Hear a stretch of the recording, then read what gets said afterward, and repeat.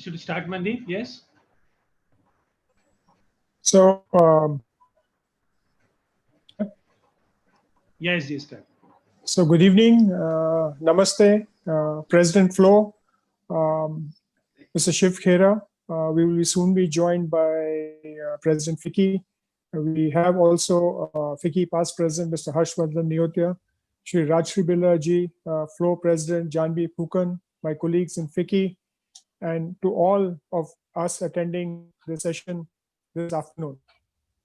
Mr. Shiv Khera needs no introduction, and the overwhelming response to this session is a testimony to the efficacy and the impact of the work that he is doing as an author, educator, business consultant, and more importantly, as an influential, motivational speaker. All of us are passing through unprecedented phase of our life, our work, because of the COVID pandemic, which is causing unimaginable damage to the individual, national, and global economic order. While we all are in the same storm, we are in different boats, and the impact of this pandemic is felt differently.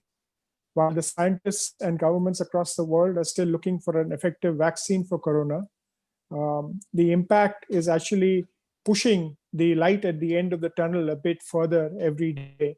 And people are impatiently waiting for the world to get back to the old normal. And in these trying times, it is not only the immunity of the body, but also the mental strength that is required to deal with the situation. All of us are looking for some coping mechanism to beat the current crisis and prepare for the future. To overcome challenges and accelerate success, we must understand how to cope with the current crisis, prepare for success and win, and motivate yourselves and others. And in this session, Mr. Shiv Khera is going to focus on these critical aspects, and I'm sure that his understanding and his communication of how we can actually address this is going to benefit all of us in the call and all of us participating. We will have a question and answer session post Mr. Khera's talk, and after that, Flo President will sum up the session and deliver the word of thanks. So a very warm welcome to you, Mr. Shiv Khera. He is an author, educator, business consultant, and much sought after speaker. He's taken his dynamic personal messages to opposite sides of the globe, from the US to Singapore. His 40 years of research and understanding has put millions on the path of growth and fulfillment. Over 8 million copies of his books have been sold, including the international bestseller You Can Win in 21 languages. He has many corporate clients, Lufthansa, HP, HSBC, Canon, Nestle, etc. And tens of thousands have benefited from his dynamic workshops over 20 countries, and millions have heard him as a keynote speaker. So, Mr. Khera, over to you. Okay, all right. Thank you, sir. I'm indeed grateful to you with those kind words. Welcome, everybody. Folks, first of all, must make a disclaimer. At this time of the crisis, I don't know anybody who has all the answers. Certainly I don't. And I'm not, my academics are, I'm a BCom 3rd division. I failed my 10th, that's my academics. And I come from a business family. We had coal mines in India, close to 1,000 people working, and the mines got nationalized. And right from being a mine owner, we came on the street. Now, I didn't create the mines, I inherited them. And when the mines got nationalized, we came on the street. Street means street. My father had died when I was just in college. We were left with the liability and the assets were gone. And I was married 4 weeks then. I remember a year later, my daughter was born. I did not have $10 to buy milk that night. Well, I tried my hands on 3 businesses with no money and I failed in all 3. Finally, November 13, 1975, I'm sorry, I left India, went to US, initially went to Toronto, and started life with a bucket in my hand, washing cars door to door. For a year and a half to 2 years, I was washing cars. And then by accident, I joined selling life insurance. And within 90 days, my manager was about to fire me. And that is the time there were some turning points which changed my life, and I'll share what they are. That's why I call this program called Turn Setbacks into Comebacks, because I've had 3 major setbacks in my life. And what made me come back, I moved to the US, got into 3 businesses, and I bought out a company out of California in 1984, started the New Jersey operation with no clients, and I sold my company with close to 500 clients for a decent sum. And that is where what my learning has been, I will share today. Okay, so with that in mind, folks, all I can say is this virus has gone from one city to another, covered the whole world. With overcrowded hospitals, shortage of supplies, orders getting canceled, factories are closing, unemployment going up, debt rate going up. This scenario has literally shaken up the whole world. Now, with that, people are uncertain. Nothing is predictable. There is no finish line right now. There is no finish line. So which is what is making people insecure. And the insecurity is leading to stress, anxiety, frustration, depression, and even anger. Now, all I can say is, folks, stress is both normal and natural. And anybody who says they don't have any stress, they belong in the lunatic asylum. Now, most important thing is, all stress is not bad. In fact, many times it is stress that makes us perform. Now, folks, if you notice an athlete at the Olympics, is he under stress? Answer is yes. If he was not, there's no way he could perform. Same thing, many of his real life or in the movies must have seen the thoroughbreds at the race course. When they're taking thoroughbreds into the cabin, what are they doing? They're all jumping like this. They're under very heavy stress. Now, the moment they get into the cabin and the bell rings, bang, the gate opens and they shoot. Now that's a thoroughbred. They perform. But you take a jackass to the race course. This jackass walks so coolly, relaxed, comfortable. He is not jumping up and down like a thoroughbred, but then he does not perform like a thoroughbred either. That's a jackass, will remain a jackass. Now, I just want to make one point very crucial is, folks, stress is the price we pay to be a thoroughbred in life. I repeat, stress is the price we pay to be a thoroughbred in life. Now, folks, all of us can handle stress. Everybody can handle stress. What we cannot handle is chronic stress. When stress becomes chronic, that is the time we start breaking down. Okay, now with that in mind, I just want to say something, and that is, let us not overrate this crisis and threat, and let us not underrate our strength to fight and win. I repeat, let us not overrate this crisis and threat, and let us not underrate our strength to fight and win. Now, this crisis has impacted us 3 ways. 1, our life. 2, our livelihood. And 3, our lifestyle. Now, how is it our life? Folks, none of us know who will be in quarantine next. Nobody knows. And 2, what we do, where we go, and who we meet could be a matter of life and death. I repeat, where we go, who we meet, and what we do could be a matter of life and death. That is what the impact is on the life is. Now, number 2 is our livelihood.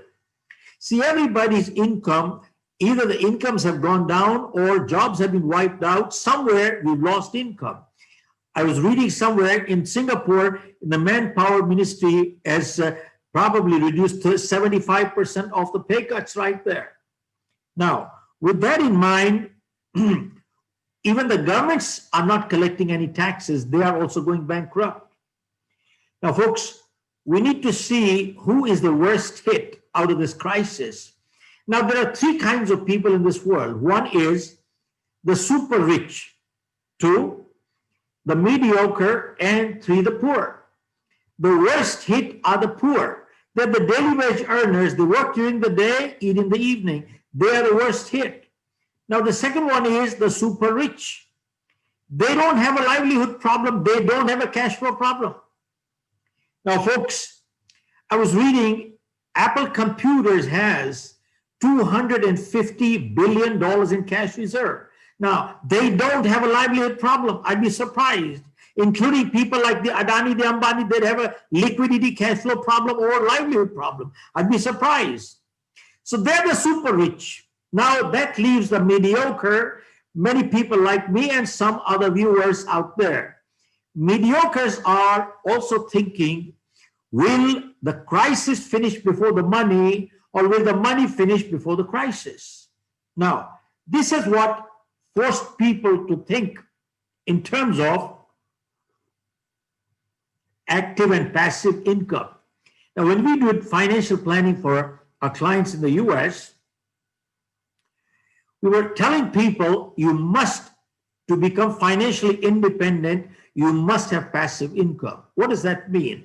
I go to work, I get money. I don't go to work, I get no money. This is active income.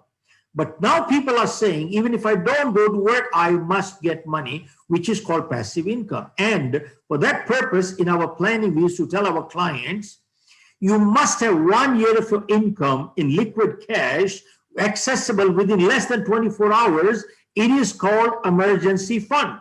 Why? Because emergencies do not warn you in advance. Now, if we don't have it, it's a little too late, but going forward, that is the way we ought to plan it. Okay, now comes the next part is people are talking of work from home. I had a banker come in the other day, and being essential services, I said, tell me, what percentage of your staff is working right now? He said, we're working with 30% staff.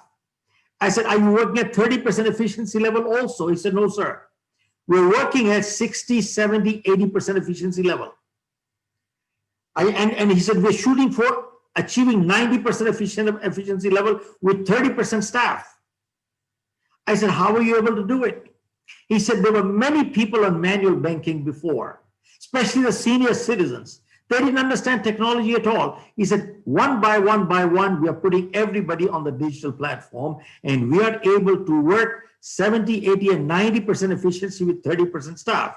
So my next question was, if you can achieve 90% efficiency with 30% staff, then tell me, that means when the crisis is over, you won't need the balance 50% anyway. Why would you need them when you can achieve 90% with 30% staff?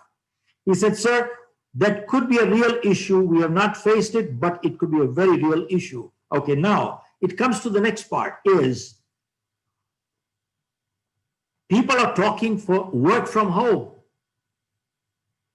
Now, folks, can every industry work from home? Answer is no. How does a manufacturing industry work from home? You cannot. How do you work in a construction industry from home? You cannot.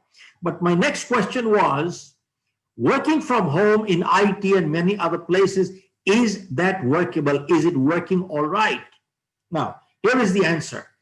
This banker said to me, he said, we are doing it right now, but we are facing some problems and challenges, and that is the 80-20 rule applies. And that is only 20% people are responsible. They can work without supervision.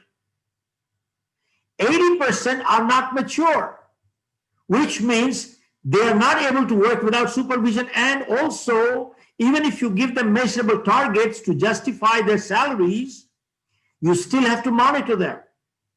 Okay, now that's one part.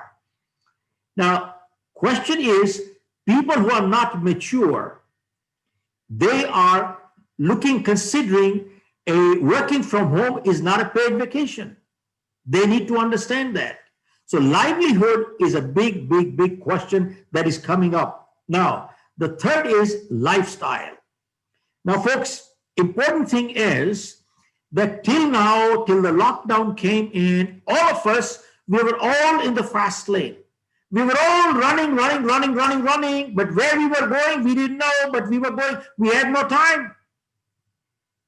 Now look at this. The amount of time-saving devices we have today, we've never had that many in history, and yet we don't have what? We don't have time. You know why? Because somewhere we messed up our priorities. And I'm not here just to give lectures here. I'm guilty myself. I messed up my own priorities. And when we mess up our priorities, we forget to distinguish between what's urgent in life and what's important in life. Now, urgent may or may not be important, and important may or may not be urgent. But the funny thing is, whenever we ignore what is important, it always converts into urgent. Look at this. Health is important, but it's not urgent. Exercising every day is important, but it's not urgent. Now, if I have a crucial meeting tonight and if I cannot exercise, it's not the end of the world. But if I ignore my health long enough, guess what happens? I'll land up in the hospital. Now, in life, relationships are important, but they're not urgent. Now, if I ignore relationship long enough, guess what happens? We start talking to our lawyers. Folks, interesting thing is, whenever we ignore what is important, it always converts into urgent. Now, important thing is that what this crisis has done is, it has forced people to step backwards and say, buddy, we were running all right, but we need to see, were we running in the right direction? If we were running in the wrong direction, we were actually going away from our goals in life. Now, people have realized that direction is much more important than speed. I repeat, direction in life is much more important than speed. Now, you ask people, why do you go to work? I go to work for my family. Why do you work hard? I work hard for my family. Who are the most important people in life? My family. Who are the most neglected? Also my family. What a joke. Sadly, the most important people become the most neglected too. And this crisis has said, buddy, wait, come back here. Start re-looking at your priorities. Now, wait a minute. The second part of priority is spending on discretionary and non-discretionary spending. We always heard till now, cash is king. Now, we didn't understand what it meant always, but now people have understood. It is better to have money in the bank than to have 50 shirts in your closet. It is better to have money in the bank than buy a car worth $250,000. This is what cash is king means. Now people have realized what their lifestyle change has to be done. Okay, now, there are only two references in history of a similar crisis, which is 100 years ago. One was a Spanish flu. I bet it's been talked about so much, I'm not going to talk about it, but 50 million people were dead. And it came in two phases. Initially in 1918 came and went away, and people said the danger is over. But it wasn't. It came in the second phase after 6 months and killed 50 million people. Why am I saying this? Because the lockdown is over and people say the crisis is over. It's not. Folks, in the US right now, there are 50 million people unemployed and close to 200,000 people dead. And we're touching 75,000 people dead in India too. And in US, they're saying the second phase is not even started. And in Melbourne, the second phase, they locked down there. And Singapore, South Korea, it has come back. So folks, don't drop your guard. That's all my message is. Now, the next part is, economically, the second reference point was our Great Depression of 1929. Banks failed. Stock market crashed, $100 became $15, and 15 million people were unemployed. 15 million. Now, 15 million 100 years ago is equivalent to 60 million today, because population then was only 120 million in the US. And folks, now here is a silver lining. Folks, experience has shown that whenever unemployment goes up, self-employment always goes up. I repeat, whenever unemployment goes up, self-employment always goes up. Now, during the Great Depression 100 years ago, when businesses failed, people had no money, there were some people who started their business, and today they have become household words in the US and in the world. Now, they had no money, no education, no risk-taking ability. They were not techies either. But what they had was, they were solution-focused people. Now, have you noticed there are some people in this world who are only problem focused? You know what that means? You give them a solution, they'll give you a problem. They have a problem for every solution. Now, I'm going to share with you 3 examples of the people. One was a man by the name of George Jenkins. In his neighborhood, he started an outlet for non-perishable durable goods. These 2 words are very important. Non-perishable durable. Why non-perishable? Because if they perish, he would lose money. Now, he did not have money to lose. And 2, durable means if they couldn't sell, at least they could use it in the family. This is how the man started. And today, his turnover is $30 billion. And his net worth is over $6 billion. And he has 1,000 outlets in the US. And the store is called Publix Supermarket. Go check in the Google. Second example was there were 2 brothers in California, Gallo brothers. They were struggling. They got some grapes, made wine out of it, but then nobody would buy it. They started selling wine 50% below market. And today, Gallo Wineries accounts for 25% of wine trade in the US, valued at $10 billion. Third example was a man by the name of Simplot. He had a patch of land in Idaho. He started cultivating potatoes. Now, what he couldn't sell, they ate, and what he couldn't eat started rotting. He could not afford the loss of rotten potatoes. He started freezing them. And today, he accounts for 33% of the French fries business in the US, with the highest customer being McDonald's. And he's worth $10 to $12 billion. Now, folks, I do not want to leave my viewers with the impression that if you and I start a business, all of us will become billionaires. That is not the message. The message is very clear. All these people who started then, they had no money, no risk-taking ability. They were struggling and they had major problems, but they were solution-focused. And all of us need to become solution-focused because there is opportunity today here. Now, think about it, folks. How come under the same set of circumstances, some people break records while others break themselves? How come?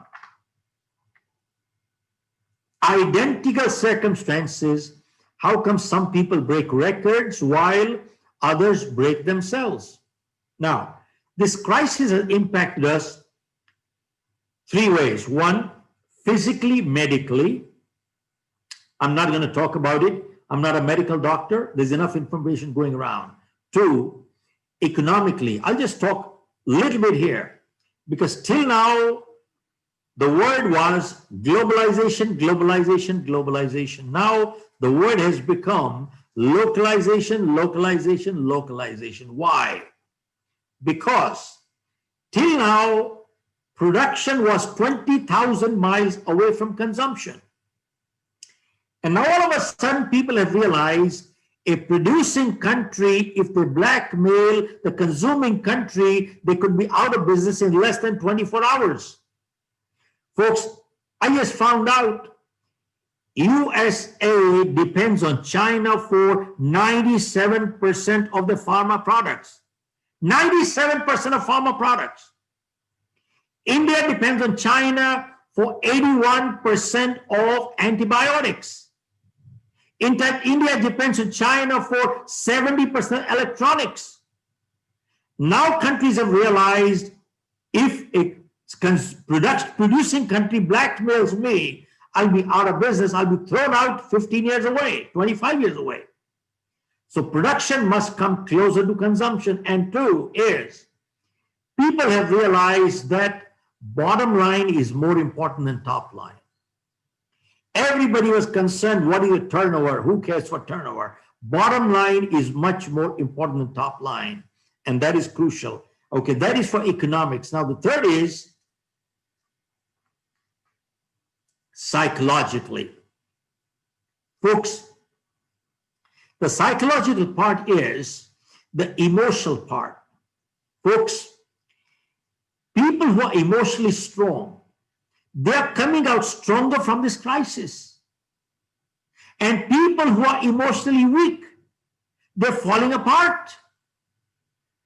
WHO came up with a report that domestic violence has gone up by 50% because people who are emotionally weak, they're fighting at home.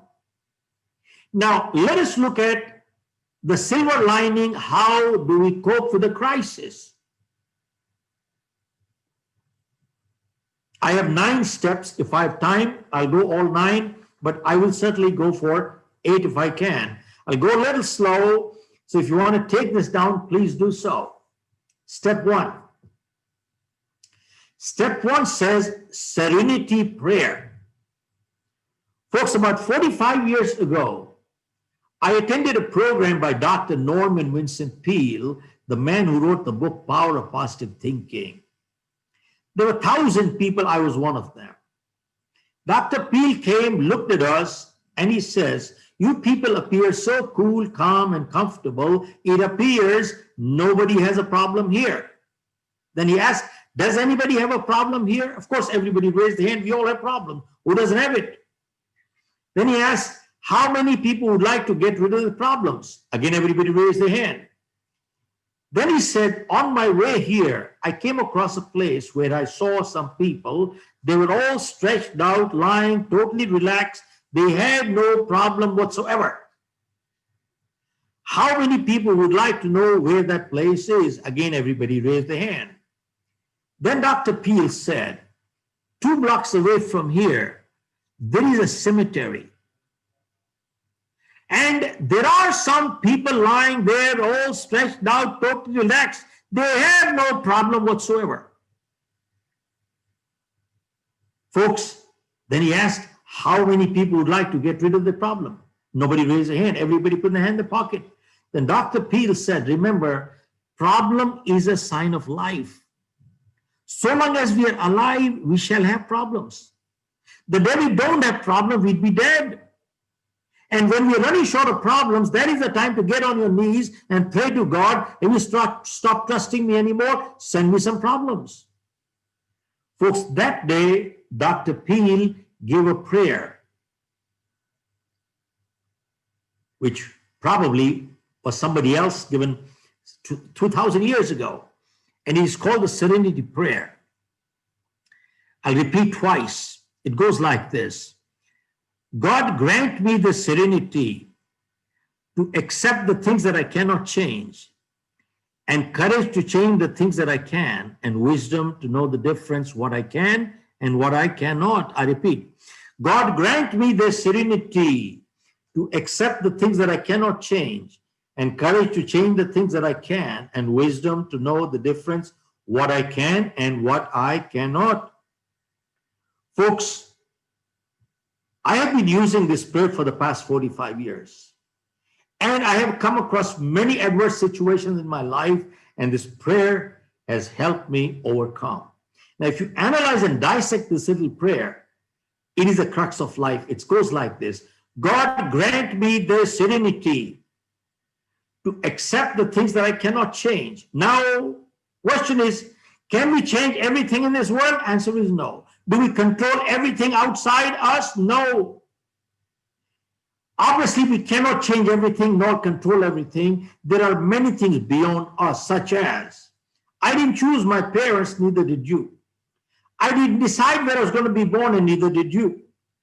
And granted, sometimes people are born deformed. What wrong did they do? And granted, sometimes bad things do happen to good people for no fault of their own. What wrong did they do? Who knows? How did this crisis come? I don't know, but it's here. It says, what I cannot change, let me accept it graciously, not grudgingly. Because many times in life, we keep fighting the things we just cannot change, and we bring stress into our lives, and we become paralyzed, and we become unproductive. So if I can't change, let me accept it graciously, and if I can, then give me the guts and courage to do it, and wisdom to know what I can and what I cannot. Now, folks, when I wrote my new book last year, You Can Achieve More, which was launched in London, and I took this thought and took it 2 steps forward. And I wrote in my book, life is full of choices and life is full of compromises. Seems like a contradiction, but not really. Now, how is life full of choices? Folks, if I ill-treat you, I've chosen to be ill-treated, haven't I? If I treat you with discourtesy, I've chosen to be treated with discourtesy, haven't I? If I light up a cigarette, I've chosen to invite cancer, haven't I? If I drink and drive, I've chosen to invite an accident, haven't I? If I exercise every day, I've chosen to invite good health, haven't I? If I eat too much, I've chosen to be obese, haven't I? See, if I tell lies, I've chosen to lose my credibility, haven't I? And if I tell the truth, I've chosen to become a credible person, haven't I? See, folks, life is full of choices. Now, we are all free to the point of choice. But after we make our choices, the choice controls the chooser. We have no more choice. Now, how is life full of compromises? Folks, as somebody well said, we cannot choose the cards that are dealt to us. What we can choose is how we play the game. And sometimes nature gives us a lemon. The choice is ours. Do we cry or do we make lemonade? That's a choice. Now, folks, what is success? Series of positive choices in life is called success. And series of negative choices in life is called failure. Now, sometimes people ask me, Mr. Khera, people who are successful, don't they make mistakes in life? And people who are failures, don't they do positive things in life? And my answer is, people who are successful, they do make mistakes. But remember, making a mistake once in a while does not make a person a failure. Repeating the same mistake again and again is what brings failure. And doing something positive once in a while does not bring success either. Doing the same positive behavior again and again is what brings success. Folks, we need to understand the serenity prayer helped me tremendously, number one. Number two, step two. Folks, to overcome this crisis, limit your exposure to news. Only twice a day, 15 minutes in the morning and 15 minutes in the evening. Why? Because news is so negative. Why? It is depressing. We notice there are some people who wake up in the morning and they turn the TV on. And what do they see? The score. As if there's a cricket match going on between India and Australia. And what score are they checking? How many infected, how many died, how many infected, how many died, how many infected, how many died. They watch a channel for 1.5 hours, 2 hours. Then they switch another channel as if the score is going to change. They watch it for another hour there, another hour here, another hour here, another hour here. And from morning till night, 13 hours, they're watching the same news. How many infected, how many died, how many infected. And they watch that stuff. And at night, after 14 hours, the man says, I'm depressed. Of course you'll be depressed. Because you've been feeding your mind with all negativity since morning till night. And the more depressed you are, your immunity drops and your chance of catching a virus are much greater. Limit your exposure to news only twice a day, 15 minutes in the morning and 15 minutes in the evening, and that's about it. Stay away from negative things. Step three. Folks, convert your downtime to uptime. Convert your wasted time to productive time. Folks, I was reading the other day, Nelson Mandela was in jail for 27 years. Somebody asked him, Mr. Mandela, how did you survive 27 years? And Mandela said, I was not surviving, I was preparing. Man, what a message. He said, I was not surviving, I was preparing. From there, I deciphered a quote which says, I will not let this crisis define me.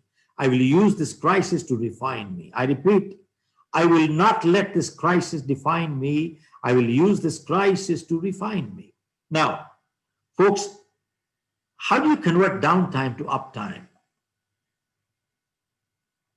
Before the crisis, in the US, there was a survey conducted which said an average American watches 3 to 4 hours of TV per day. Folks, this is not only the average American, but European, Indian, Asian, Australian. They come from work 7 o'clock until 10:30, 11, they watch TV. 3 to 4 hours of TV per day.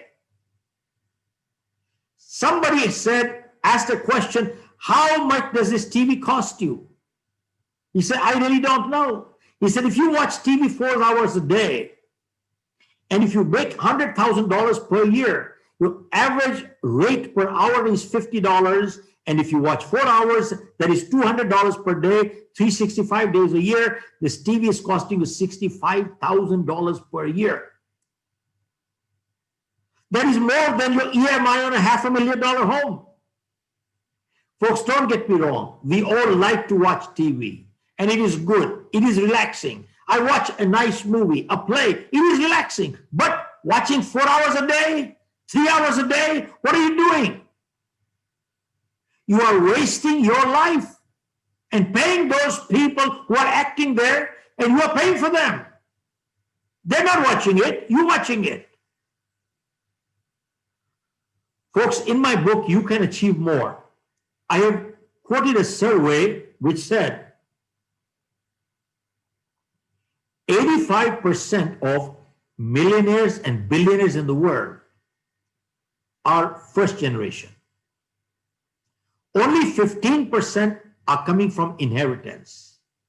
Now, these people were asked, how did you get so much financial success in such a short time? And they said, we read books. What kind of books and how many books? And the answer was, we read only self-help books. We don't read fiction. Fiction is fiction, will remain fiction. But from a self-help book, one good idea is worth $1 million. He said, we have no time to waste.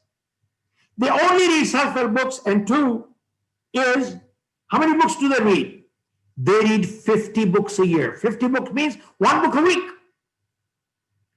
Imagine multimillionaires, billionaires read one book a week. And I was reading Warren Buffett the other day on a video said he reads 6 to 8 hours per day. He's an avid reader. Bill Gates is an avid reader. Now, why should a person read? And what is the connection? Because a good book gives you wisdom of ages in a capsule form. And folks, you don't have to reinvent the wheel. You see, people have followed the path to success. Follow that path. You avoid pitfalls, cut short the whole thing. You have a pathway to success. Why reinvent the wheel? Now, important thing is, you find a serious reader will never lend or borrow books, never. Many times people come to me and say, Mr. Khera, I got a great new book, I can lend it to you. I said, don't.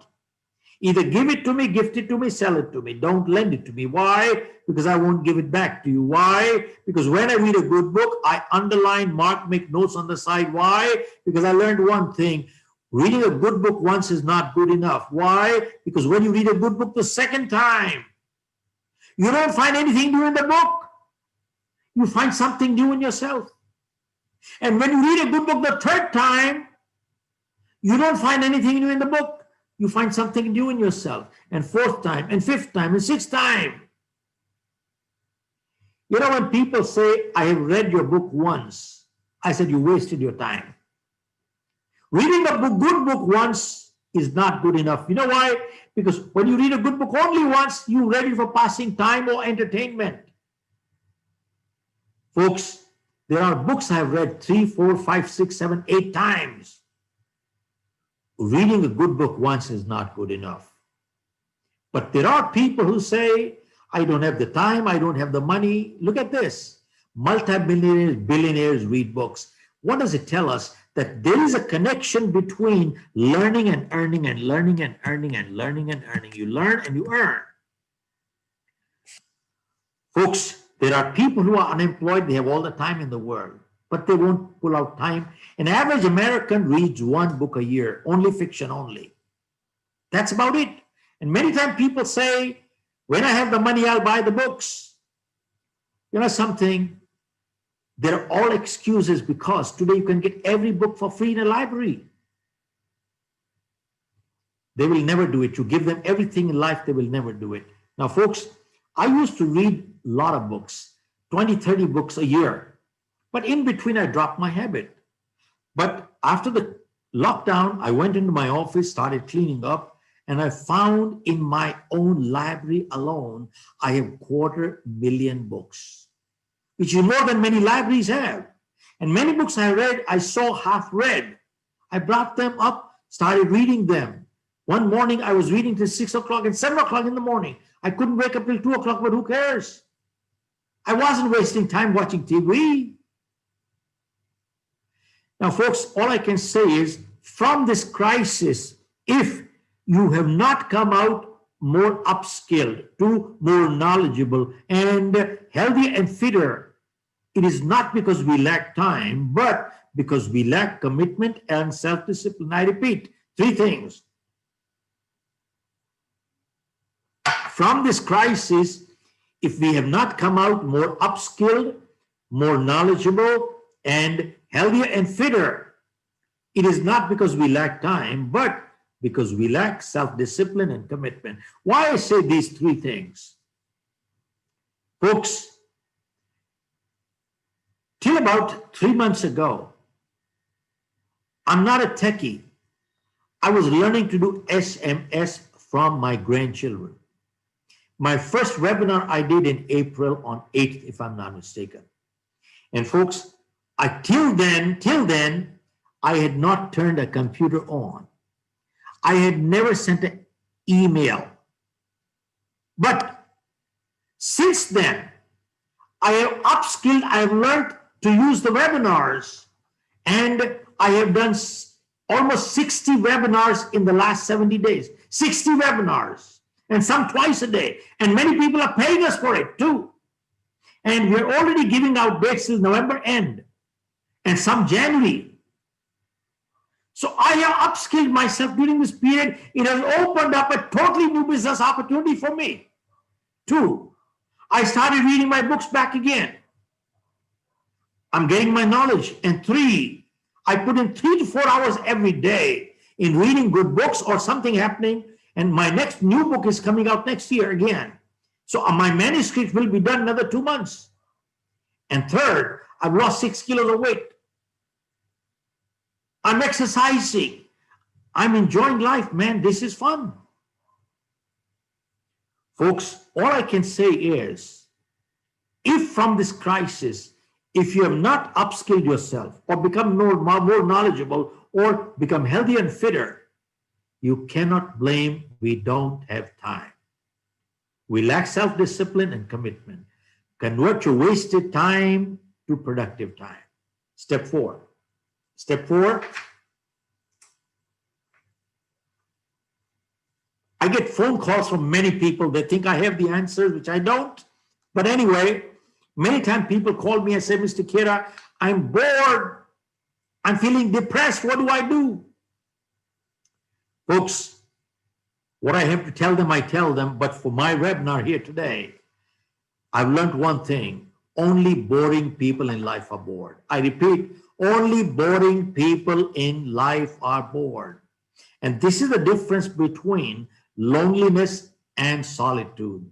Loneliness is the pain of being alone, and solitude is the pleasure of being alone, which means I am at peace with myself. I enjoy my company. Now, what is the way to overcome depression? A world famous psychiatrist was a man by the name of Dr. Carl Menninger. Menninger Clinic is considered to be the last word in psychiatry in the US right now. Somebody went to Dr. Menninger and said, Doc, if you knew for sure that one of your patients was coming up with an attack of depression, what treatment would you prescribe? They thought he would write a medication. Dr. Menninger said, if I knew that one of my patients was coming up with an attack of depression, I will tell them, go home, lock yourself out of the house, go to the other side of town, look for somebody who is in trouble, help them, and your depression will go away automatically. Folks, think about it. What is he talking? He said, look for somebody who's in trouble, help them, and your depression will go away automatically. A world-famous psychiatrist is giving a treatment for depression. You know something, folks? As somebody said, may or may not be totally true, but a lot of truth in it. You see, they say, poor people don't get depressed. They're so busy earning a living, they have no time to get depressed. Depression is the disease of the rich. They have all the time to get depressed. Folks, I do some fundraising for the Rotaries, the Lions, and the Round Table. And interestingly, I find they are so busy with setting up eye camp, blood camp, polio eradication, doing something, they have no time to get depressed.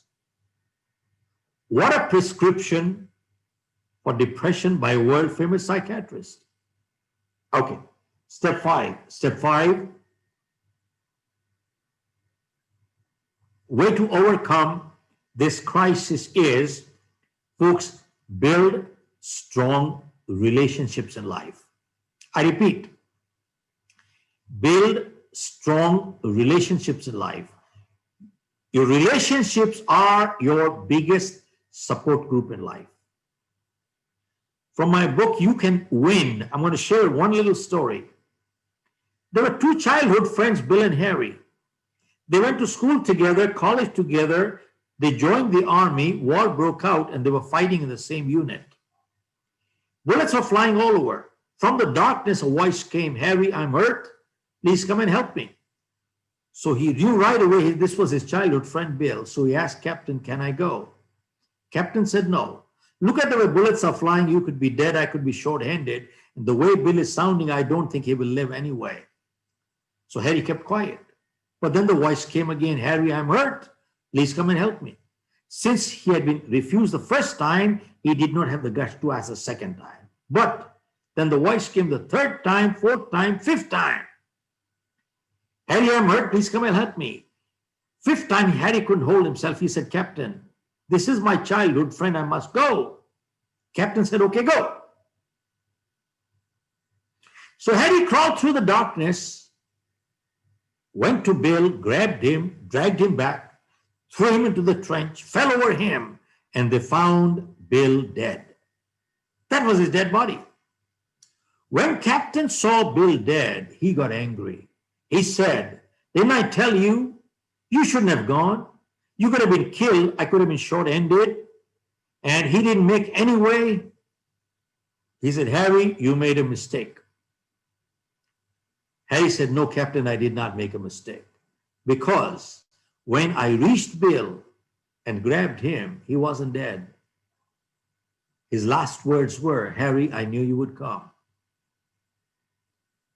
His last words were, Harry, I knew you would come. I did not make a mistake, Captain. Folks, this is how crucial good relationships are in life. And when there's a good one, it needs to be nurtured and cherished. Now, folks, you see, keep in mind, our biggest asset in life is not our bank balance. Our biggest asset in life is our relationship balance. Folks, people who have good relationships, have you noticed what they can achieve with one phone call, you cannot achieve with $1 million. I repeat, English language. People who have good relationships, what they can achieve with one phone call, you cannot achieve with $1 million.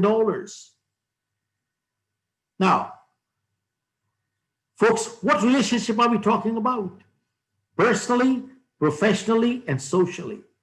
Now, when we talk of personal relationships, God forbid, if any one of us was in the hospital tonight, how many people will be around us?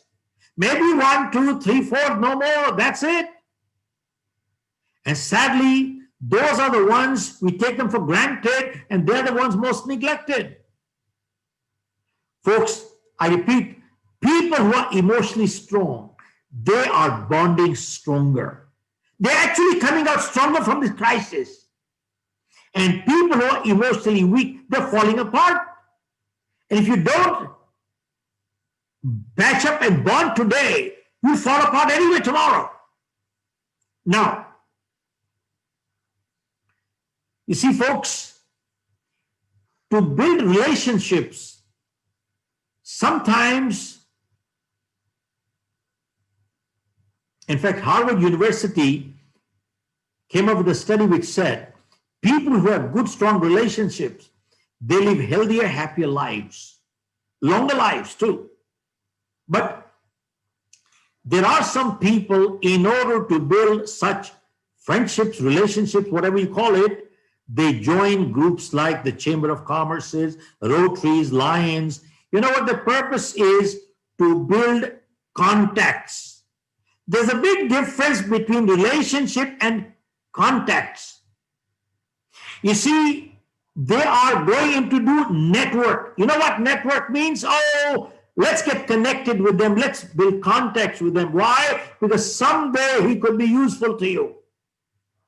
Man, build usefulness. He's a cop, he's a lawyer, he's a mafia, he's a politician, he's a money guy, he's a doctor, he's a lawyer. What? He could be useful.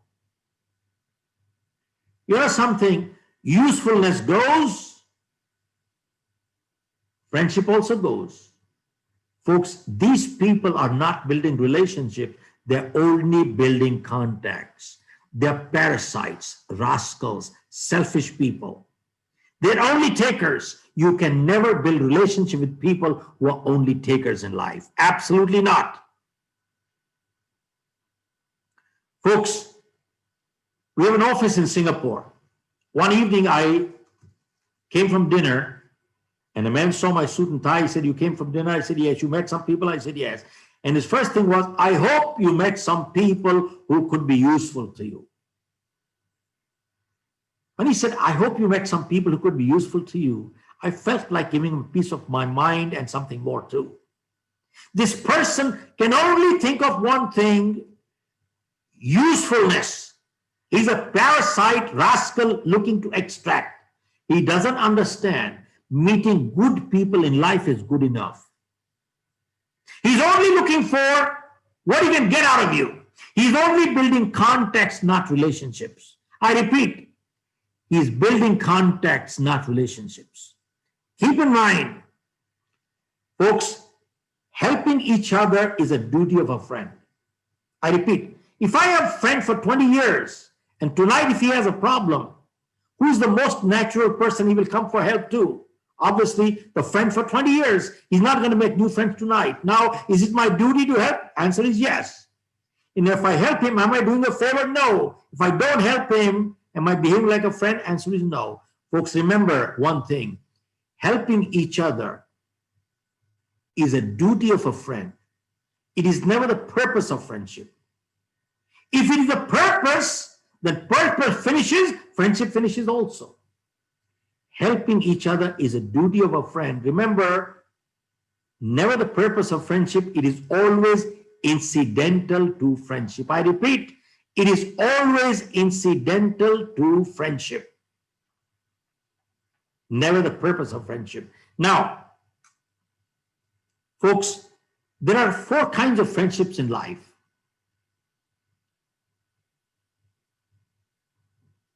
One is called friendship of convenience. I have a person, my neighbor, the same age, kids, go to same school, we carpool together, have dinner together, laugh with each other, and logistically, if I have a problem, he's right next door. It is convenient to be together. Convenience goes, friendship also goes. Second kind of friendship is friendship of usefulness. He could be useful someday. Usefulness goes, friendship also goes. Third friendship is called when you have a common enemy. Common enemy goes, friendship also goes. And fourth kind of friendship is built on what? On mutual respect. I repeat, the word is mutual respect, not tolerance. You keep hearing the word tolerance is a good word. In my vocabulary, it's not a great word. Folks, hear this carefully. I and my wife live together, not because we can tolerate each other. We live together because we respect each other. The day respect for each other goes, we can't live together. Folks, if we live together only because we can tolerate each other, you know what we're doing? Postponing the blast. The moment I have an option, I'll kick her out or she'll kick me out. Folks, same thing. Employers and employees work long-term together, not because they tolerate each other. They work long-term together because they respect each other. It is mutual respect. And relationships are built on when you have common values. And remember, relationships, to build a long-term relationship, you need to add a value addition to another person's life. You need to learn to give. You can't be a taker and be a parasite and a rascal and selfish person. You know something, folks? All that I'm sharing with you today on the webinar today, they don't teach these stuff in schools and colleges. My two girls have gone to college in the US. They've done their masters there. They don't teach all these things. The dean of business school from Australia, James Cook University, came through my program. And they've signed up, partnered with us now. We're setting up a center of leadership excellence for them in Singapore campus. And we created a program for them called, when we do corporate training, we tell people, what we're doing in your corporation today is repair work. Now, if you prepare them, you won't have to repair them. Where do you prepare them? You prepare them in schools and colleges. So we created a program called Repair, Don't Repair. Prepare them, don't repair them. Well, anyway, build strong relationships. Yeah, number six, become a proactive person. Folks, people are reactive. We want to become a proactive person. Many times, when we do a 3 or 4 day leadership program, we ask people, are you a good person? So when you ask them by surprise, sometimes they get lost. I'm not sure. If other people think, I'm not sure, so on. And once in a while, they do say, yes, I'm good. But then you ask, what makes you good? And they say, well, I don't do bad, so I'm good. I don't tell lies, I don't steal, I don't cheat, so I'm good. And my answer to them is, sir, I disagree with your answer. Folks, not doing bad does not make a person good. See, folks, if I don't tell lies, it only means I'm not a liar, I'm not a cheat, and I don't steal, I'm not a thief. But that does not make me good. Go ask a medical doctor. Absence of ill health does not mean good health. I don't know if Sangeeta is right here, she coming from the medical side. Absence of ill health does not mean good health. Similarly, absence of fault does not make a person good. A person becomes good when they proactively do good.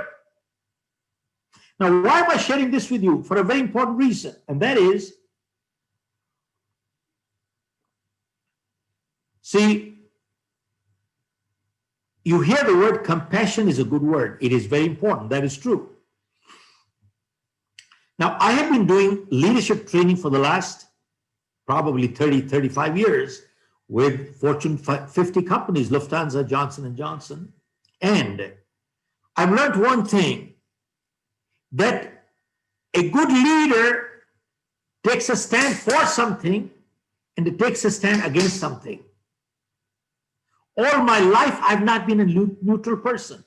You take a stand for something, you take a stand against something. If you're neutral, you're a politician.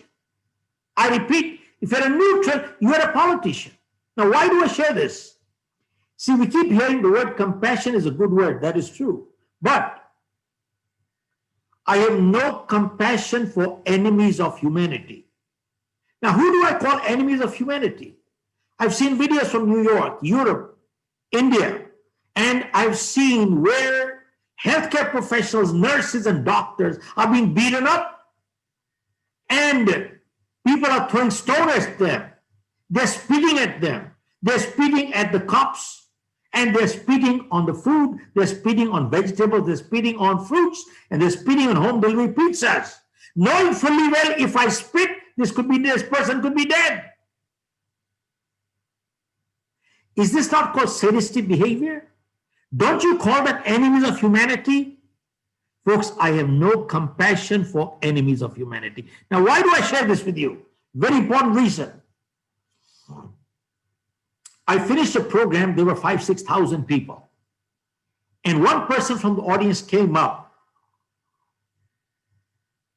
and he asked me, Mr. Khera, are you a Gandhian? I learned one thing. Don't answer a question till you clarify. And two, many times the best answer to a question is a question. So I asked him, sir, can you define what a Gandhian is to me or to you? What are the criteria of being a Gandhian? And what are the principles of being a Gandhian?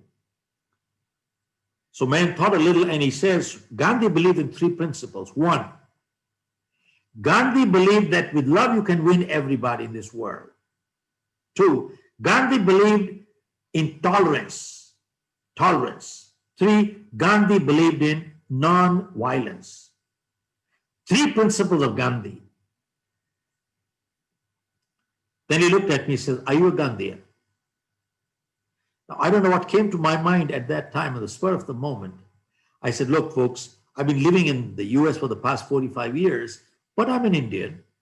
And we do respect our epics like the Ramayana, the Mahabharata, the Bhagavad Gita. We respect them. I've not read them, but I've heard them. So I don't know what came to my mind. I just asked this man. I said, sir, can you tell me, was Ram a Gandhian? Was Ram a Gandhian? Let us look at the 3 principles of being a Gandhian. 1, with love you can win everybody. Was Ram able to win everybody with love? Answer is a big no. 2, you said tolerance. Did Ram say, I'm a very tolerant person? You kidnap my wife away, I'll get a second one. You'll kidnap a second one, I'll get a third one. You'll kidnap a third one, I'll get a fourth one. Did he say that? He said, no, I don't tolerate kidnappers. And 3, you said non-violence. I said, tell me, what did Ram do? He had to pull out his weapon and kill and destroy the evil. Even for self-defense, he had to kill. And that is still called violence. So I said, well, then Ram was not a Gandhian. I said, why go that far? Go back into our own history, the life history of 10 Sikh Gurus. The 10th Sikh Guru, Guru Gobind Singh Sahib. Let us see, when the Mughals were forcibly converting people into Islam, was he able to win with love? Answer is no. 2, did he say, I will tolerate your terrorism? He said no. 3, did he have to pull out the weapon? Answer is yes. So he was not a Gandhian either. I said, you need to understand, when the enemies are auctioning the respect and dignity of your women and children, not fighting is called cowardice. Not fighting is called cowardice. And people talk of the scriptures. Show me one scripture which says that when enemies are auctioning the respect and dignity of your women and children, that at that time you should go into the temples and do prayers at that time, bhajan kirtan, or do meditation. There is the time to fight. So Ram was not a Gandhian. Ram took a stand for something and he took a stand against something. Ram was not neutral. And I said to the man, I said, sir, I am not a Gandhian. Get that clear. You need to be a proactive person. In being a leader, you must take a stand for something and take a stand against something. You can't be neutral. And if you want to be, then go become a politician. And number seven. Folks, very important. Faith gives strength, but blind faith leading to superstition weakens people. Why am I sharing this with you? Because I feel one of the biggest damage done to India has been done by our Indian media, the print media, electronic media, because the moment you turn the TV on, what do you see? There are people wearing the saffron or white clothes and putting 3 tilaks here and 5 tilaks here. And the person there is Maharaj, Bhagwan, Swamiji, somewhere, Guruji, and he says, tell me where are you calling from? What is your name? What is your date of birth? What is your time of birth? Oh, Guruji, I don't know. And he says, koi baat nahi beta. Many people are, well, most people are from India here. I can talk a little bit of Hindi here. And Guruji, he says, and I'll find out. And he does tick, tick, tick, tick, tick, tick, tick, tick, tick. And then he says, you have Patni dosh, Putri dosh, Pita dosh, Phalana dosh, Ye dosh, Wo dosh. And then you have Manglik, Manglik, Manglik. And then he says, aapke upar Shani chad gaya, Shani chad gaya, Shani chad gaya. And now he says, Shani chad gaya, Shani utarne ka upay kya hai? He says, all right, I'll tell you the upay. He says, एक काला रुमाल लीजिए, उसमें काली दाल डालिए, उसमें काला काजल लगाइए, उसमें काले बाल वाला खोजिए, 7 बारी खोपड़ी पे घुमाइए, काला कुत्ता खोजो, काला बर्तन खोजो. What a joke. Folks, let me ask you one question. If it is so easy to get Shani in, Shani out, Shani in, Shani out, Shani in, Shani out, then why don't we send Shani to Pakistan and destroy all the terrorists there? If it's so easy to get Shani in and Shani out, then why don't we send Shani to Ladakh and tell Shani to fight the Chinese? I want to ask my viewers here, why doesn't Shani go to Australia? Why is he permanently sitting here? Why doesn't Shani go to New Zealand? What a joke.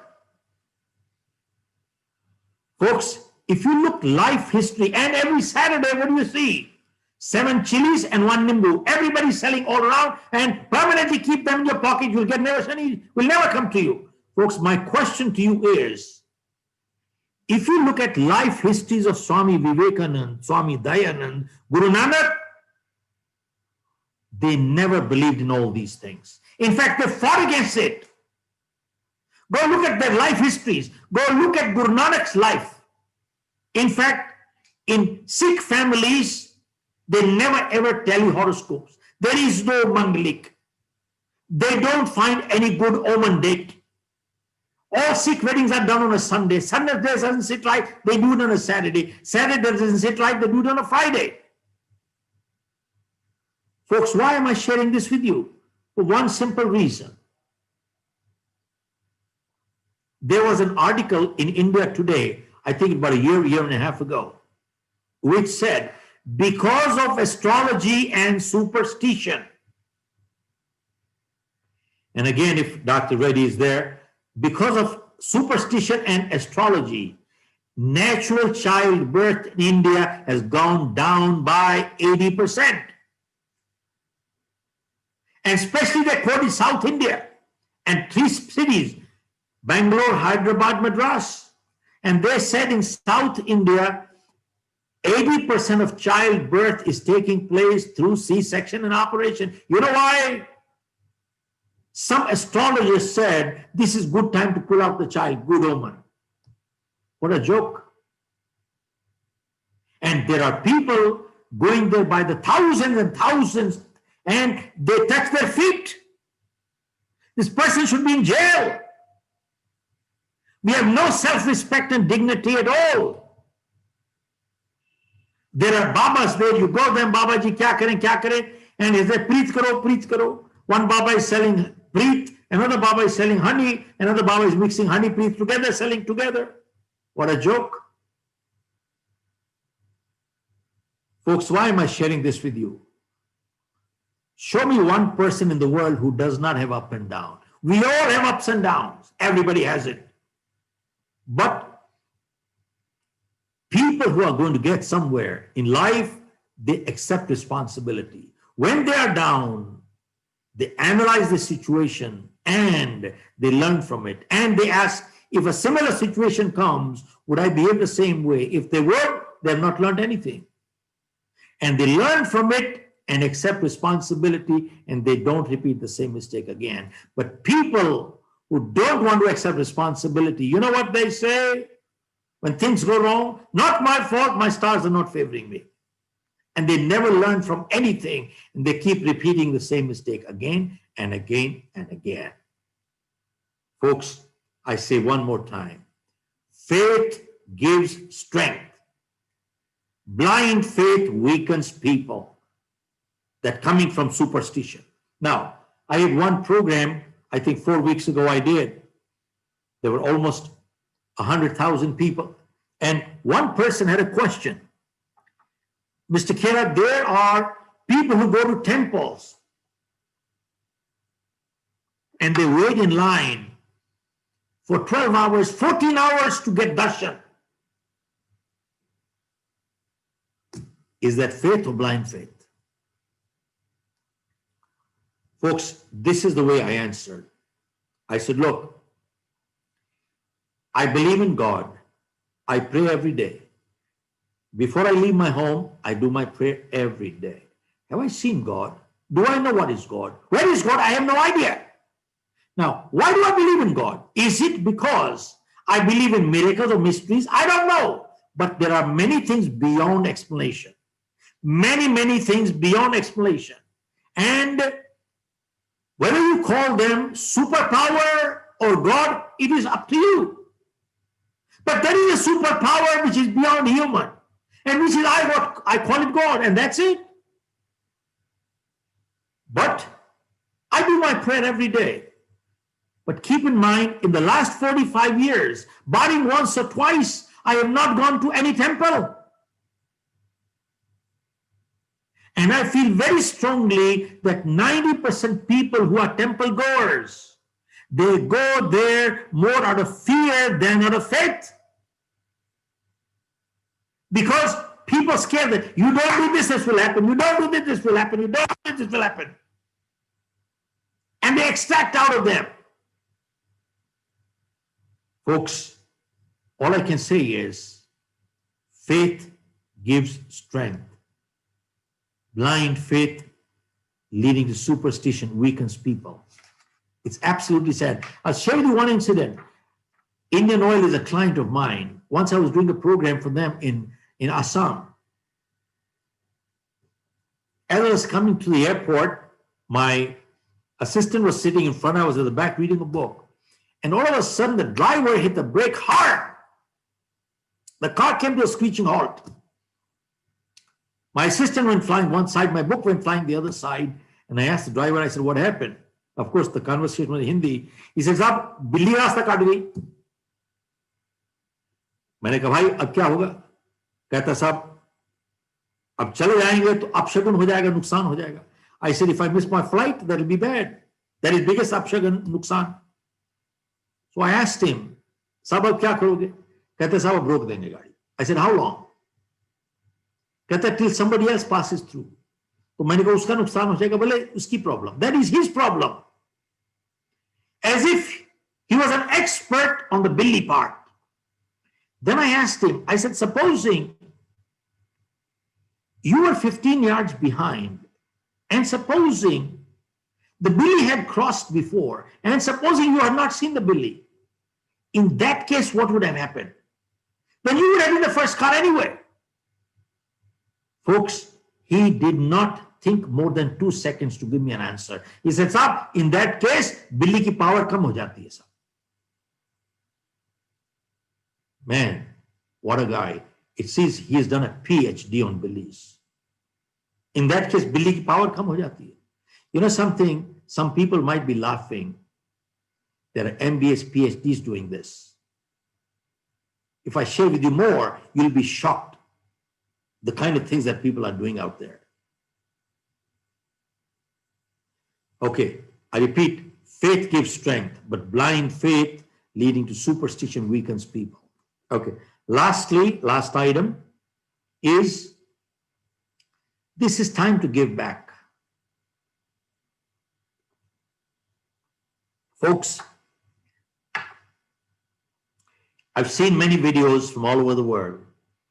US, Europe, India, and in many places, there are many, many, many good people who are donating, giving money, time, food to help the underprivileged. We also put a little bit whatever.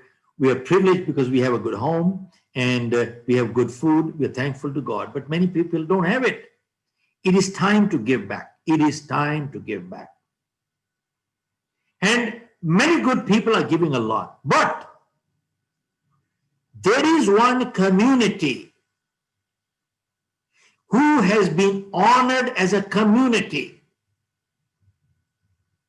for the humanitarian service by the government of Canada, United States, government of UK, government of Australia, government of New Zealand. One community has been honored as a community for humanitarian services, and that community is the Sikh community from India.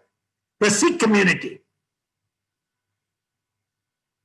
Folks, you know something, even before this crisis came, they were helping everybody all over the world. Because the Sikh philosophy goes like this.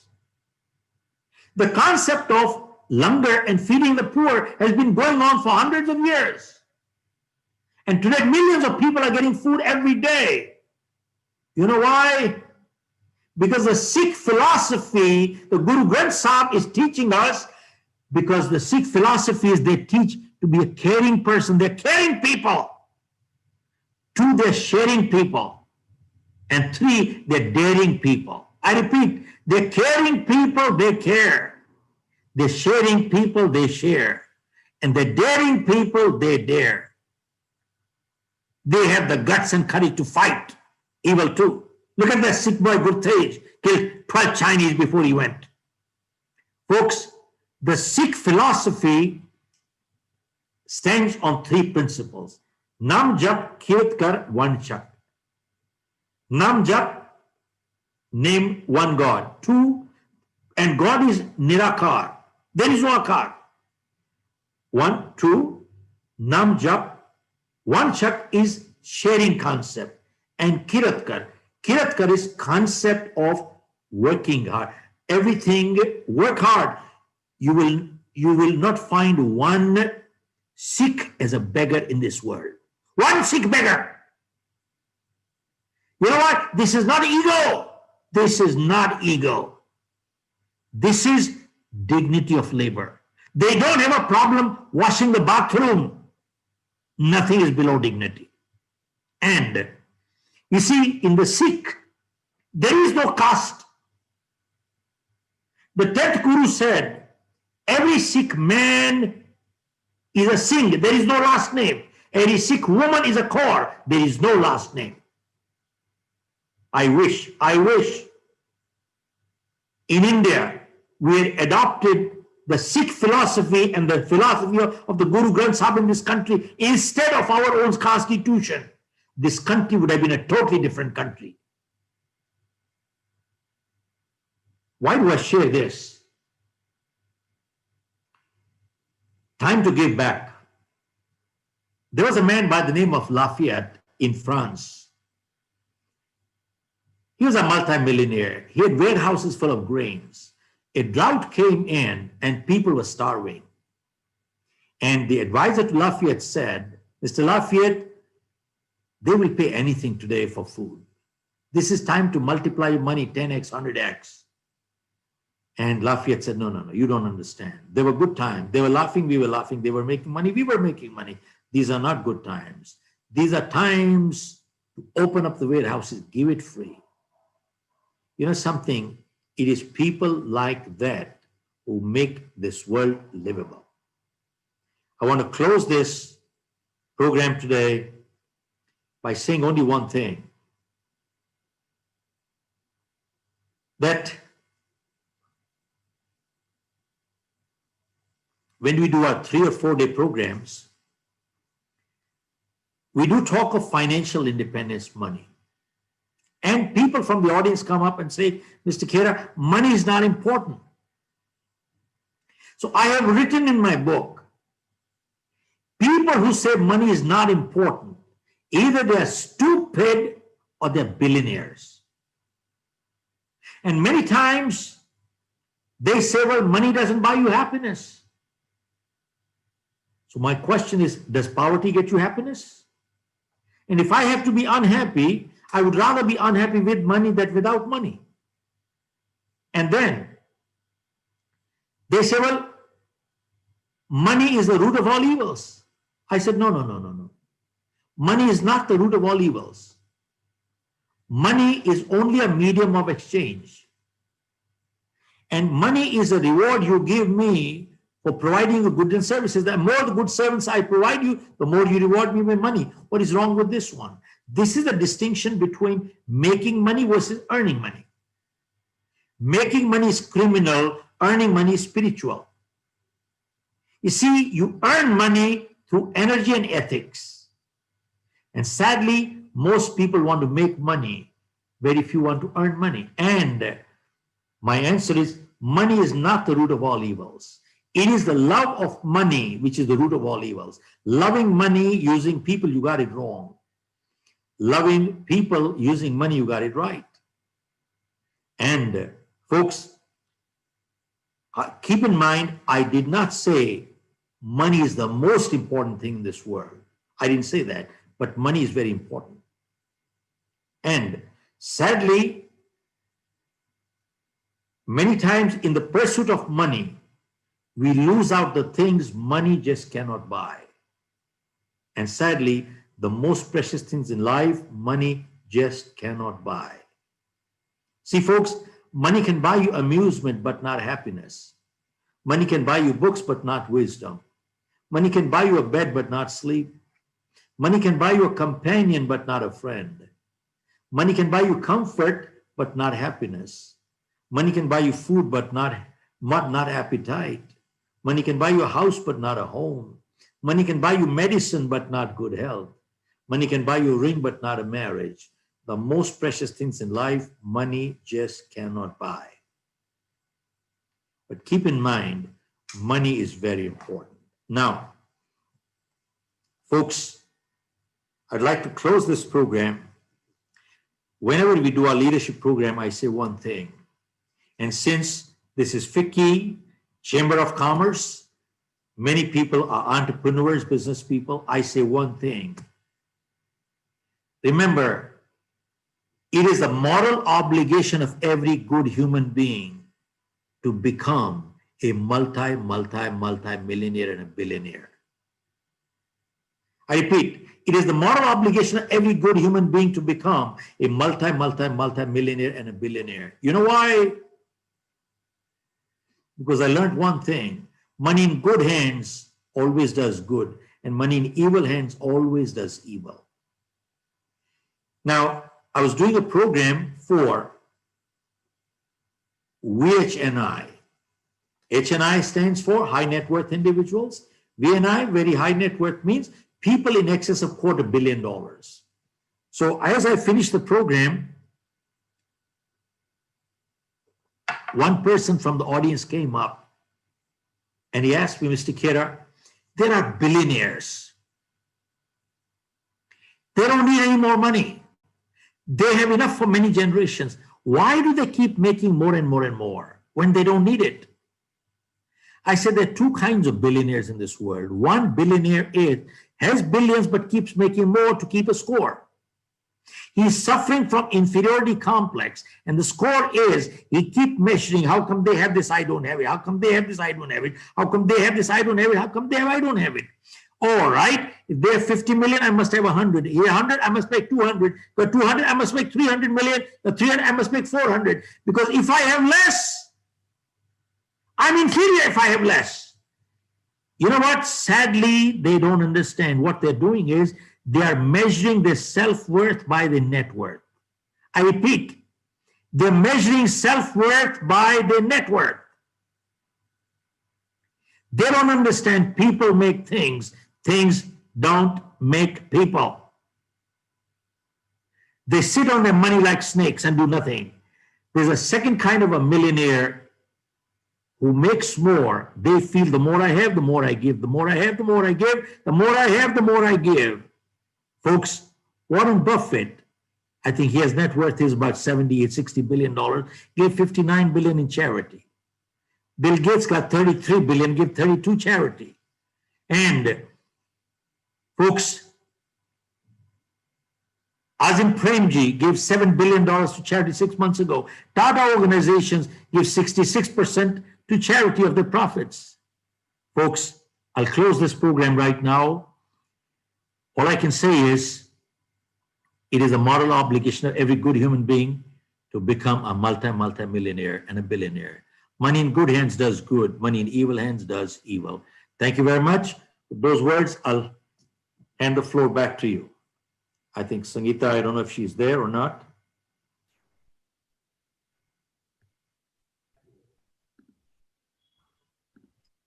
Folks, I hand over the floor back to you. Hello?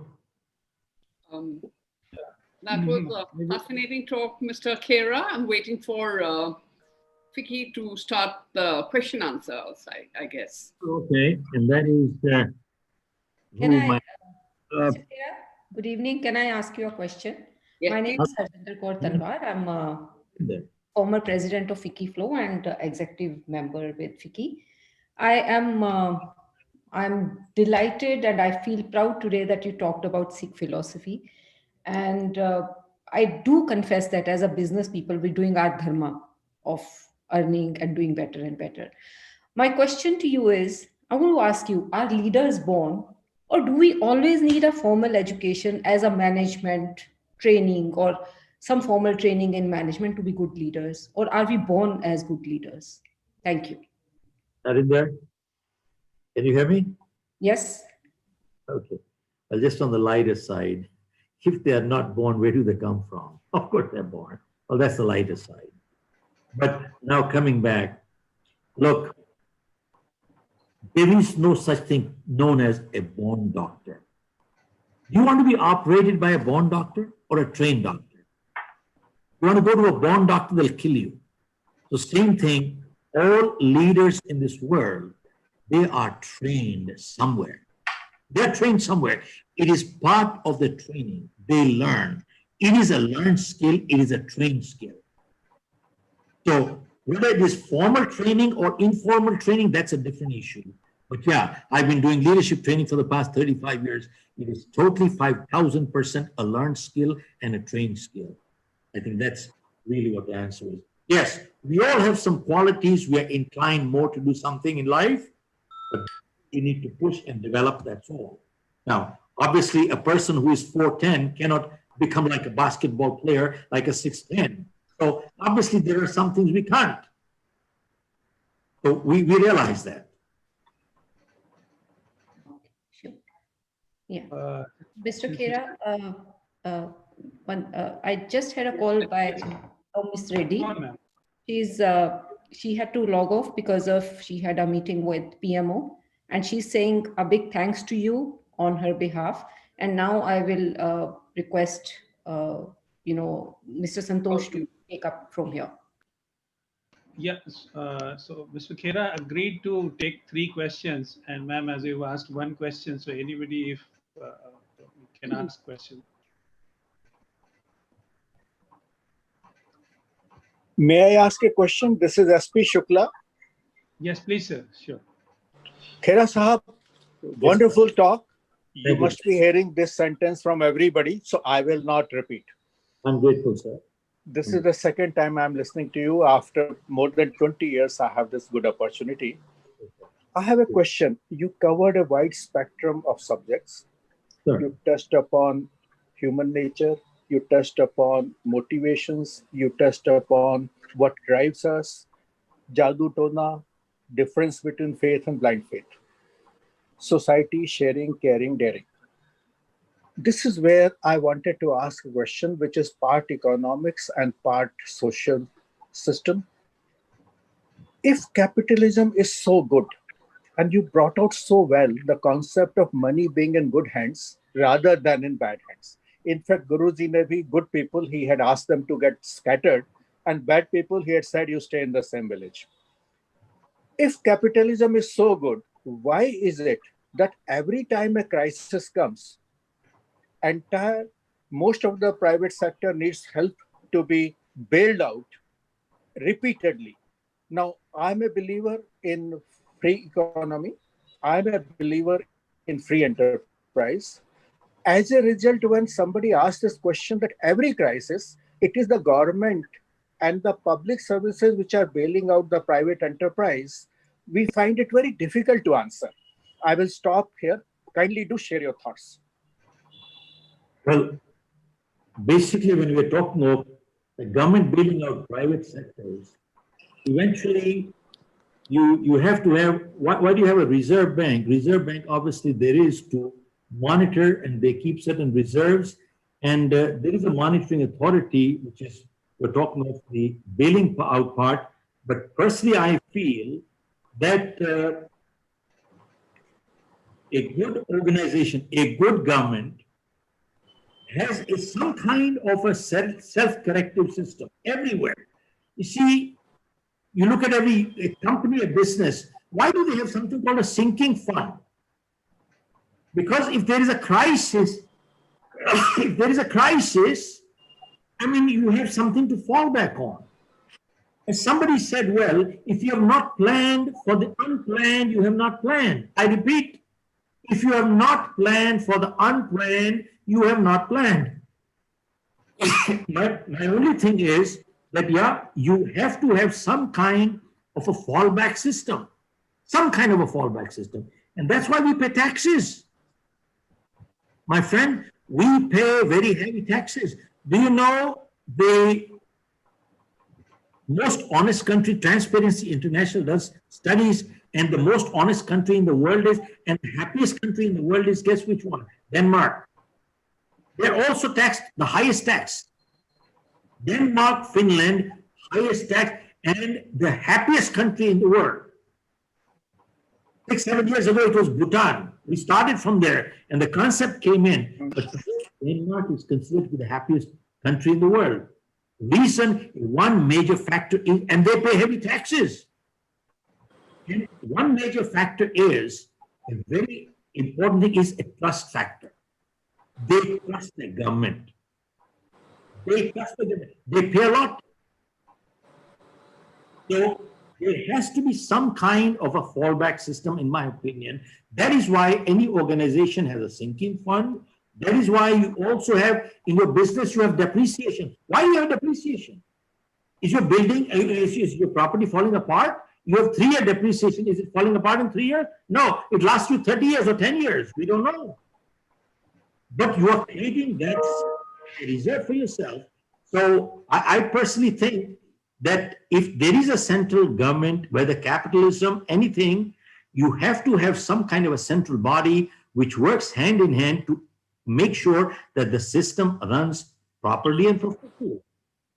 So wonderful. Very well. It's a very good concept. Sinking fund, insurance, fallback. Wonderful. Thank you so much.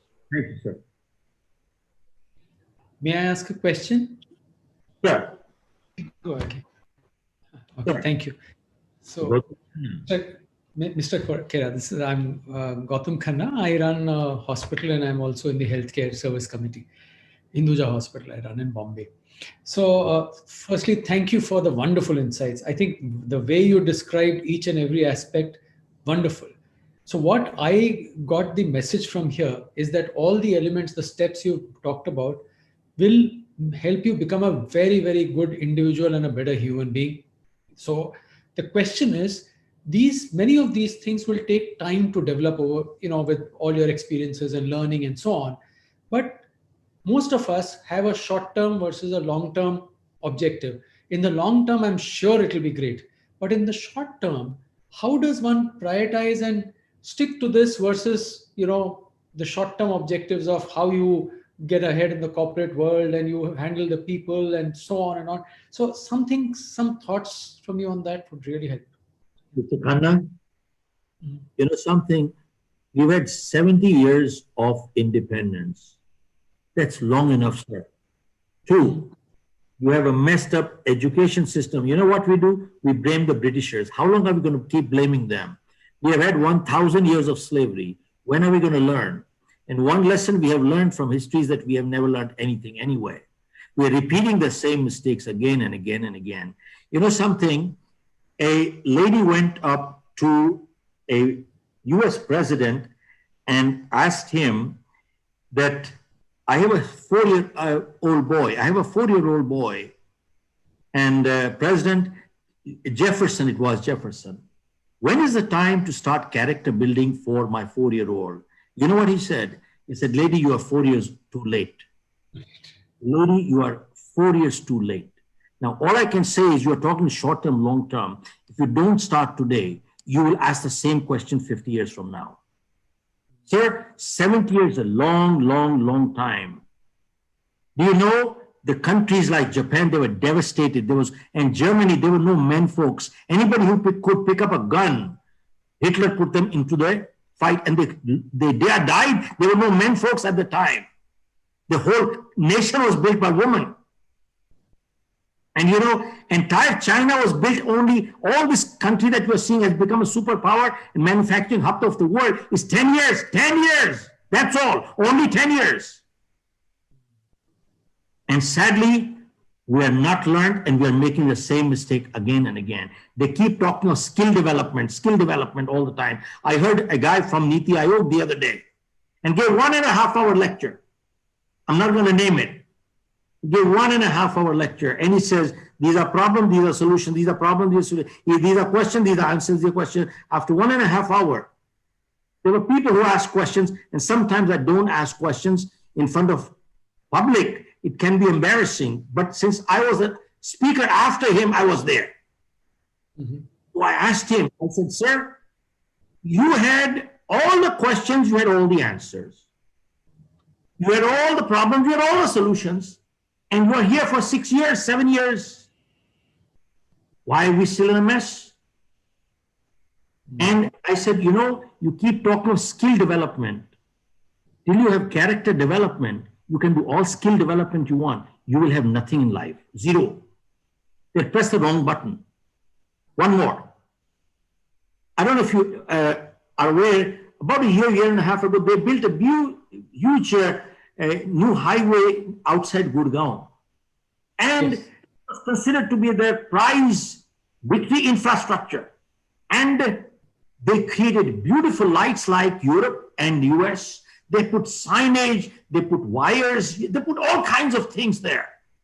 And guess what? Within less than 48 hours, the villagers came from all around neighborhood and they plucked all the poles and they plucked all the steel and the wires and they sold it as scrap. Yes. I said, do your infrastructure. He said, oh, we created infrastructure. So what happened to your infrastructure? Dead? Within 48 hours, you're dead. I said, you don't understand English. You can do all skill development you want. Till there's character development, sir, you can't do a damn thing. You cannot do a damn thing. So, sir, the long-term, short-term, 70 is a long, long time. You don't need more than 5 years to straighten this country out. And people are not stupid. People are good in this country. They're not looking for miracles. They're looking for direction. And we need to see, are we going the right direction? You know something? Only 17 people in this country are holding the country to ransom. Mr. Khanna, are you with me? Only 17 people are holding this country to ransom. Only 17. I'll count these numbers to you. And it will not take more than for one good person to come up. It will not take more than 90 days to get this country on track. 90 days, that's all. We have not had a good leader since Sardar Patel in this country. We need to understand what we are doing. We need to learn to face the facts.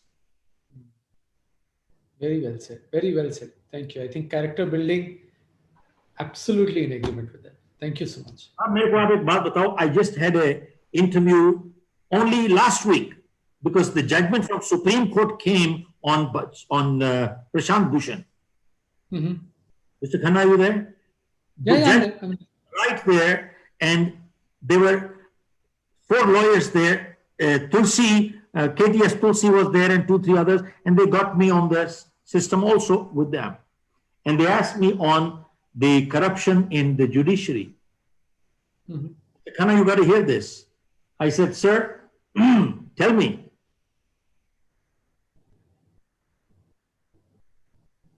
Recent statistics came that more than 50% of politicians are criminals. More than 50% of politicians are criminal. Criminalization of politics. This is true all over the country now. So I asked him, I said, sir, tell me one thing. If the judiciary had done the job right, could you even get one criminal in the parliament? Correct. Hello? If the judiciary was honest, could you even get one criminal in the parliament?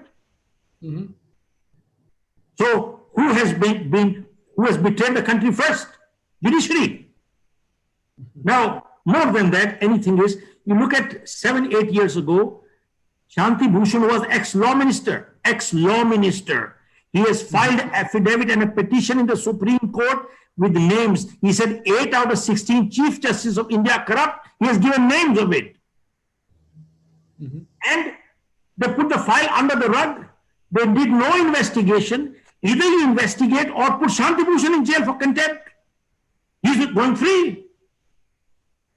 Yep.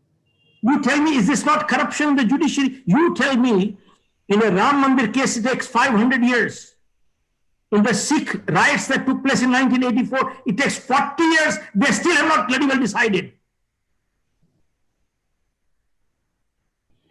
You tell me, you are talking of money coming in here. You want to bring big chunks of money when you have no redressal system. If there is a problem with anybody, do they go to judiciary? And if they do go to judiciary for 30 years, they're gone. And judiciary protects the criminals and penalizes the honest. Hello, Mr. Khanna. Yeah, I'm listening. Now, absolutely. Look, I am not just giving problems. There are remedies also. There are solutions. You know, for the last 15 years, 33% of people in judiciary seats are lying vacant. They can't find a judge. 33% out of 130 crores, they can't find a judge. What a disgrace. Unbelievable. And also, sir, 3.5 crore cases are pending in the courts today. Yes. You tell me, when there is a warlike situation in India, in any country, the government and the army can call all retired army professionals. They have to come back. You tell me, is this not a crisis in this country? Why can't they call all the retired judges back? And one more thing, hospitals, hotels, airports run 3 shifts. Why can't they run 3 shifts here? You don't need any more infrastructure, sir. You got the infrastructure. They can start in the morning at 8 o'clock, go till 4 o'clock, 4 o'clock till night. 2 shifts they can run easily. They need no money. You got the infrastructure right there. I am talking solutions, Mr. Khanna. Yeah. I think you said somebody needs to give a proper direction. That's the point. Sir, I'm creating a 21-point program in terms of the solutions to what we are talking, not problems, but solutions to it. And I'm trying to fix up a meeting with the PMO myself. And if they do it, fine. If not, I'm going to go to the press and just move on with it. We have to move on. You can't just be spectators and keep talking like this. Thank you for sharing. Thank you so much. Thank you, Mr. Khera. And I would now request Floor President, Ms. Janvi Fukan, to deliver a vote of thanks, please. Thank you.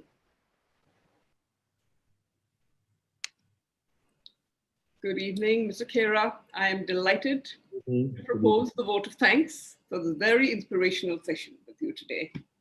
Thank you. Turning setbacks into comebacks could not have been a more pertinent subject for us today. Mr. Khera, you have given us many takeaways. Master your mindset, set the priorities right. Family is important. Use time productively. To focus on solutions. To help one another. To acceptance of imperfections. There are so many points people are jotting down. To actively do good. That a good leader needs to take care and take people along. and to accept responsibility. So we have learned how to cope with the current crisis, to realize our true potential, to prepare for success, to win, motivate ourselves. You have reinforced our pride in our great Sikh philosophy. You're reminded about the prayer that has guided you for the last 45 years, and my personal favorite of the serenity prayer. That God grant me the serenity to accept the things I cannot change, the courage to change the things I can, and the wisdom to know the difference. Thank you so much. And like always, Mr. Khera, your inspiring words have left all of us the indelible mark, and all of us at FICCI Flow, we will take time to introspect, rediscover, and resurrect ourselves from all setbacks in life. I thank all our viewers today for joining us. Thank you very much. Thank you, ma'am. Thank you, sir. I'll take your leave. Thank you. Certainly, I'll be in touch with you.